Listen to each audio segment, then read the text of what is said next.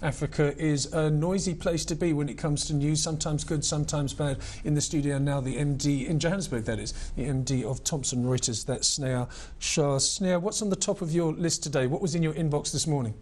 Well, lots of things going on in Africa, and I think I'm very bullish Africa. So most of the stuff is about growth. So most of what we're seeing is, investment opportunities coming in, people wanting to put more money into Africa, looking for where they should be putting it and how we can help them do that. And so it's a great place to be right now. I think I've got the best job in the world. Oh, very good. I'd like to see that optimism. Hopefully that will filter out and you can get your message across through Thomson Reuters. How important was the relatively smooth Nigerian election to what you've just described? Extremely important. I think it was being viewed by international investors as a real sign of, is Africa really ready to make that transition from, transfers of power to relatively stable democracies that are able to transition power very seamlessly. And you could see in Nigeria, it was very unexpected. Most people didn't expect that the public would come out that resoundingly in favor of change, but that also that the incumbent would cede so gracefully. I think it's a fantastic sign for where Africa's going and how leadership transitions will take place on the continent. It's been exactly 1 year since the tragic occurrence of a couple of hundred girls being abducted by a terror group, and it all started off nicely with Michelle Obama sending out tweets, and there was a global campaign, but it seems to have stalled. I did notice something this morning, I don't know whether it's true or not, that I think it was the Daily Maverick sent me an email saying that 50 of the girls had been spotted somewhere. From your point of view, has enough been done, and what is the next step? Definitely not enough has been done. I saw a UNICEF report this morning that said there have been 800,000 children displaced as a result of the violence in northern Nigeria. And so whenever you think about the youth of this continent and their future, there's not enough being done. It's one thing to have social media campaigns and to try and drive action through that. But I think, government, private sector, everybody needs to do more. They call Africa the young continent for a reason. The future of this continent is in our children. And so we all need to be doing more and keep the spotlight on these types of travesties and try and make sure that we're sort of resolving them.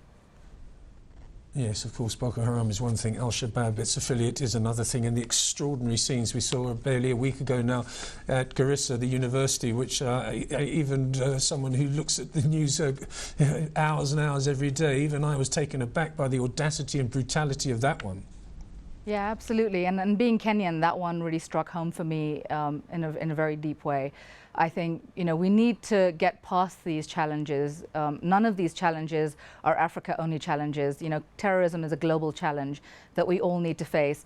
What I'm really optimistic about, though, is that countries aren't trying to do this by themselves anymore. You're seeing a lot more reaching out. You saw in Kenya, the reaching out to the West and to allies and looking for regional solutions to the issue. I think that's really the only way to defeat this and move beyond that. Overall, as I said, I'm really bullish about this continent. We're the youngest continent. We've got so much professionalization happening in all sectors of the economy. We've got investment into universities. We've got governments investing into innovation. All of those trends are incredibly positive. And so we just need to make sure that we have solutions to these sort of short-term but very destructive challenges that can sort of take place across the continent. One country that has been challenging for quite a while is Zimbabwe. President Robert Mugabe made his first official visit to South Africa last week in 21 years. You must have covered that. What was the sort of coverage that you gave it? What was your angle? So I think Reuters has always been, on the news side of our business, we've always been very impartial, very objective. We've done a lot of things to cover this, and I guess I'll step back for a second. I used to be a wheat trader in South Africa back in the time before the transition and before all of this has happened. And Zimbabwe used to be a breadbasket, and I heard Morgan Tsvangirai speak at the WEF, where he said it's now gone from being a breadbasket to a basket case. And so we've covered all aspects of that transition. And one of the things that we've done through our foundation, we do a lot of training of journalists in an area where there needs to be more freedom of the press. And we've actually created an agency in Zimbabwe to help tell the economic stories in Zimbabwe, not just the political angle, but really what is there, because investors are extremely excited about some of the fundamental prospects for growth that Zimbabwe has. The potential is there, it just has been held back. And so we're trying to do a lot in telling all aspects of the story, not just the political story, but the economic story as well, and helping investors get ready for when the boom does happen.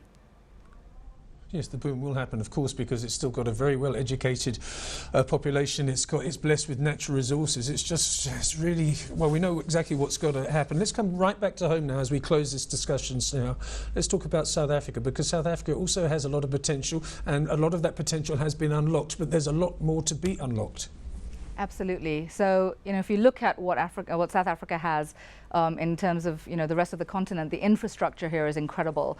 I love the fact that the How train takes me to the airport within, 15 minutes, and then I can get a flight to any other country in Africa in less than 6 hours.